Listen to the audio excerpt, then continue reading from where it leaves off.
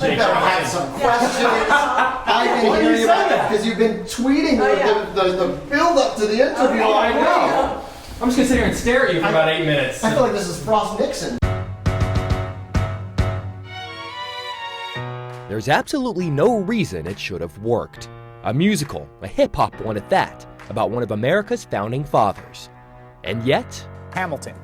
It is the single hottest ticket anywhere off or on Broadway. It's the hottest ticket in New York City, Hamilton. It's so f***ing good! It's so good!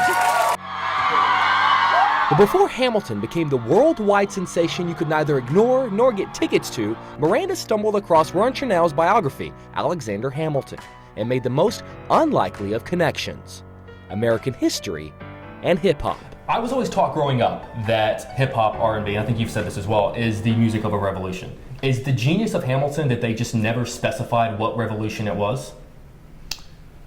I don't know that Hamilton's genius. I don't know that. I think for me, my way into the story of Alexander Hamilton's life was the fact that he wrote his way into every circumstance. He wrote his way out of his unendurably cruel early life, and then wrote his way into Washington's good graces, but then also wrote his way into trouble with lots of the other founders and sort of didn't know when to stop writing. And so to me, that reminded me of the world of hip hop. When you are so good at putting words together that you can get out of that neighborhood, you can get out of that situation, that to me is sort of the thing I love best about hip hop, is sort of taking everything you know and then creating something new out of it. Yeah, that I want, and also just sort of making a new identity for yourself. When I got to the part where Hamilton wrote under a pen name Publius, as he was battling Samuel Seabury, I was like, that's his MC name. Yeah. Like, he literally took on an MC name to battle another set of ideas. So I had that notion very early on in reading the book, and then it just kind of kept proving itself right over the course of reading the biography. It started simply as a modern-day mixtape of sorts, the Hamilton mixtape, a fun collection of hip-hop songs about the $10 founding father without a father, emerging from a musical skill set Miranda developed at a young age. And the rest, quite literally, was history. Now, I want to sort of flash back a little bit. I know that you used to make mixtapes for girls in grade school. And everybody. Right, yeah. See? And Hamilton is sort of kind of that ultimate mixtape. I think it even started out as the Hamilton mixtape. Right. To what degree did you have to sort of revert back to grade school Lin-Manuel Miranda to pull off this musical? I don't think of it as reverting. I think that I feel really lucky that I grew up in an era where the currency of cool was to give someone a Maxell 90-minute or 120-minute cassette. I think you learned a lot about building a score that way. You're showing them your tastes, you're showing them what you want them to feel, you want it to have variety, you want to sort of think about an actor break between side A and side B. So the fact that I grew up when that technology was popular, I'm really happy about it because I think it was excellent training for creating an evening of music. In 2009, Miranda was invited to Washington, D.C. to perform at the White House Poetry Jam, where he decided to try out a number from the Hamilton mixtape. To say the least, it was met with skepticism. Actually working on a hip-hop album. It's a concept album about the life of someone I think embodies hip-hop, Treasury Secretary Alexander Hamilton. You laugh, but it's true. Flashing back to 2009, your performance at the White House for the President and the First Lady, yeah. Whenever you were first describing it to people and you compared hip-hop to Alexander Hamilton, everyone laughed. Yeah. And you said, you laugh, but it's true. Right. But then something happened. It actually worked. Well, the word got around. They said, this kid is insane, man. Took up a collection just to send him to the mainland. Get your education, don't forget from whence you came. And the world is gonna know your name. What's your name, man? Alexander Hamilton. By the end of the performance, the President, the First Lady, everyone on their feet clapping.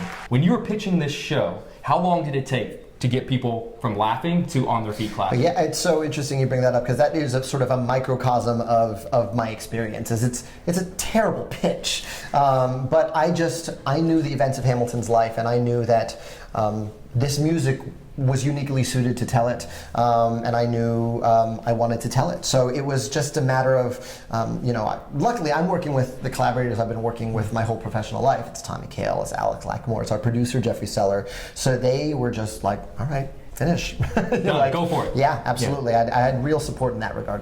The Hamilton mixtape would eventually evolve into a workshop musical simply called Hamilton and move into an off-Broadway theater, the Public Theater. The first preview opened on January 20th, 2015, and at that moment, history kicked off with one very long question. How does a bastard, orphan, son of a whore and a Scotsman, dropped in the middle of a forgotten spot in the Caribbean, by providence impoverished and squalor, grow up to be a hero and a scholar? Essentially says, how did this guy become this guy? At what point in your incredible journey did you discover the answer to that question, and what is the answer? Oh, I think I'm always going to have more questions than answers. I think that's part of the fun of being a writer. You know, the joy of putting together that sentence, which took me a little while to put together. It's a long sentence.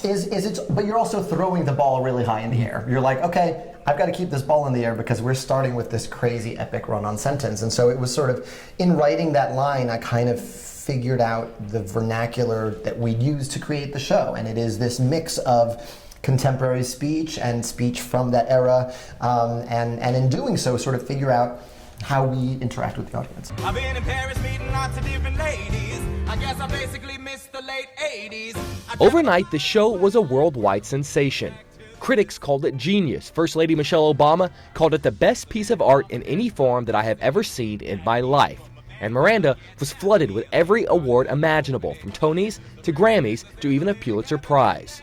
Miranda received a flood of love from everyone who saw it, though there's one person's opinion he'll never truly know. I was wondering if you could imagine for a moment, as difficult as it may seem, that you're able to get 2 tickets to Hamilton, and you're able to give one to Alexander Hamilton, sit down next to him, watch the show, and sort of see what his reaction is, and then when it's over, lights up, curtains down, you can lean over and ask him what he thought about one thing in the show. What do you ask him? Wow, that's a great question. You did do your homework this week. If I were to lean over and ask Hamilton one question, I suppose, I don't know, I guess I'd ask him, you know, does this feel like your life? Does this feel, do you recognize yourself in it at all?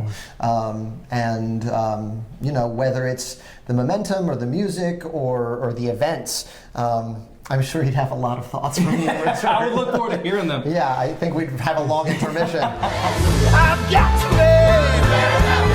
I've got to live. 14 months after landing on Broadway, the show is now taking its first step outside of New York with a resident production at the Private Bank Theater in Chicago. Something Miranda says is only natural. When it comes to Chicago and Broadway, I think Chicago oftentimes plays 2 roles. It's either the city where the show warms up before going to New York, or usually the city where the show will stop first after leaving New York. When you tell the story of Hamilton the musical, the legacy of it, what role will Chicago play in it? Well, Chicago is just the next step. I mean, that's, you know, Chicago's the best theater town in the United States. The way you support theater, the local theaters, the caliber of talent that comes out of those theaters, it's really unlike anywhere else in the United States. So to have had success in New York, you don't really know you've had success until you go to Chicago and it works. I mean, that's just so it was always going to be the next stop. I am not throwing away my shot. I am not throwing away my shot. And yo, I'm just like my country. I'm young, scrappy, and hungry, and I'm not throwing away my shot. Miranda has since left the Broadway production behind. He's soon to be London-bound as he gears up to take on a lead role in the long-awaited Mary Poppins sequel. But considering he stumbled across the idea for Hamilton while on break from his other Tony Award-winning musical In the Heights, one can't help but wonder what genius this new break may inspire. I know that you came up with the idea for Hamilton while you were on vacation on a break from In the Heights. Now that you are a bit on a break from Hamilton, are your creative juices flowing in a different direction? Are things starting to form for that next step? Yeah, I mean, I'm starting to read for fun again. I mean, that's what this was. It was me reading for fun and then falling in love. And so that's a nice feeling. I was very busy during my run in the show, so it's nice to relax and read books and see movies again and just sort of really, I'm sort of like a pop culture caveman right now. I'm just re-emerging and being like, you know, I just saw Deadpool yesterday. You know, I'm Lost is over. Lost is, yeah, exactly. I'm like, what else? I have a huge beard. What else is emerging happened? from the cave? Yeah, so I'm just sort of catching up to the rest of the world right now. Yeah. The life of Treasury Secretary Alexander Hamilton. It's not quite material that screams out Broadway musical, And yet, here we are. Who knows, maybe one day they'll say that about the life of Miranda as well.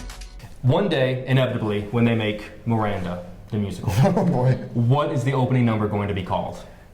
The opening number is going to be called Mi Casa Su Casa. Yes. Because it's going to be, it's probably going to take place in my house, and we, grew up in a loving Puerto Rican house, but we always had other people living with us. I think everyone who lives around Humboldt Park has that experience too, of like, you have the family that comes from Puerto Rico, you have the people from out of town who are going here for school, and our house was just always a home base for whatever family was around. And I think that also contributes to me being a writer, because literally stories outside my own family would walk in the building and live there.